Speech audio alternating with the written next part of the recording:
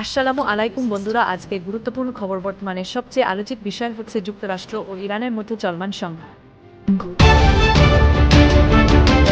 এই যুদ্ধ প্রায় 2 মাস ধরে চলছে এবং এখন একটি গুরুত্বপূর্ণ আইনি সময়সীমার সামনে দাঁড়িয়ে আছে।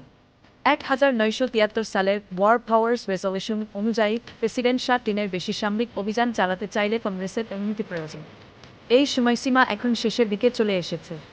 White house president Donald Trump জানিয়েছেন তিনি তাড়াহুড়া করে যুদ্ধ শেষ করতে চান। তিনি বলেন তিনি সময় নিয়ে সিদ্ধান্ত নিতে চান।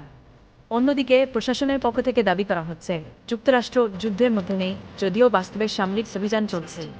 ইরান ইতিমধ্যে হুঁশিয়ারি দিয়েছে যদি আমেরিকা আবার হামলা শুরু করে তাহলে তারা দীর্ঘ ও ভয়াবহ প্রতিশোধ নেবে।